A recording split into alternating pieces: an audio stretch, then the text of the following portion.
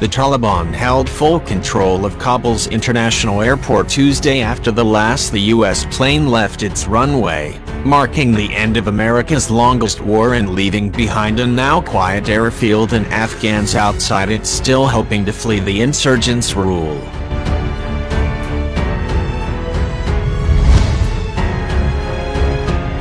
Vehicles raced back and forth along the Hamid Karzai International Airport's sole runway on the northern military side of the airfield. Before dawn broke, heavily armed Taliban fighters walked through hangars on the military side, passing some of the 7 CH-46 helicopters the State Department used in its evacuations before rendering them unflyable.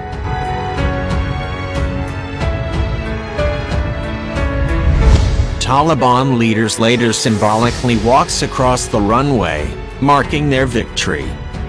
The world should have learned their lesson, and this is the enjoyable moment of victory, Taliban spokesman Zabihullah Mujahid said in a live stream posted by a militant.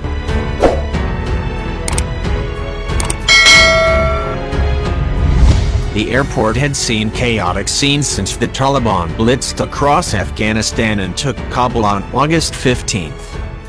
Thousands of Afghans besieged the airport, some falling to their death after desperately hanging onto the side of an American C-17 military cargo jet.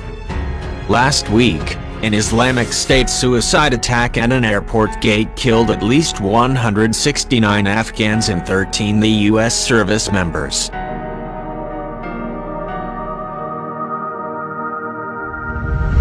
But on Tuesday, after a night that saw Taliban fighters fire triumphantly into the air, guards now blearily on duty kept out the curious and those still somehow hoping to catch a flight out.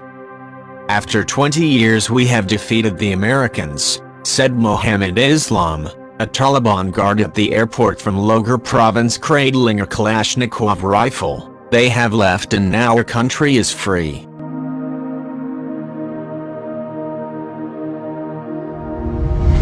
It's clear what we want.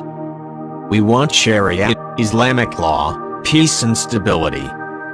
Mohammed Naeem, a spokesman for the Taliban's political office in Qatar, similarly praised the takeover in an online video early Tuesday.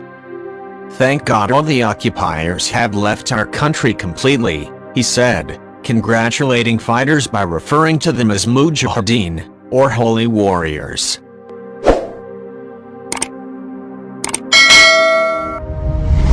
This victory was given to us by God. It was due to 20 years of sacrifice by the Mujahideen and its leaders. Many Mujahideen sacrificed their lives.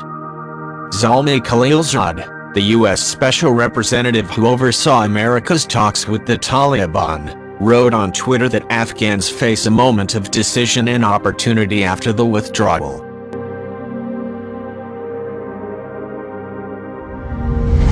Their country's future is in their hands.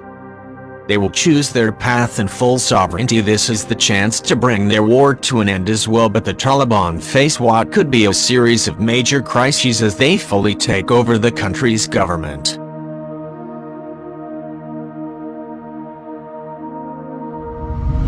The majority of the billions of dollars Afghanistan holds in foreign reserves is now frozen in America, pressuring its now depreciating Afghani currency. Banks have implemented withdrawal controls, fearing runs on their deposits and the uncertainty. Civil servants across the country say they haven't received their salary in months.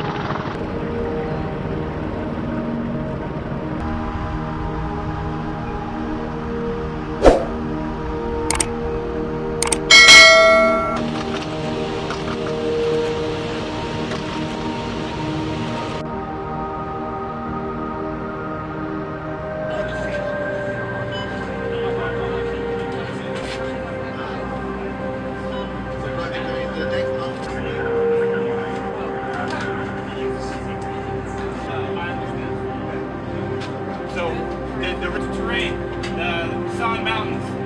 MRL assets within TM.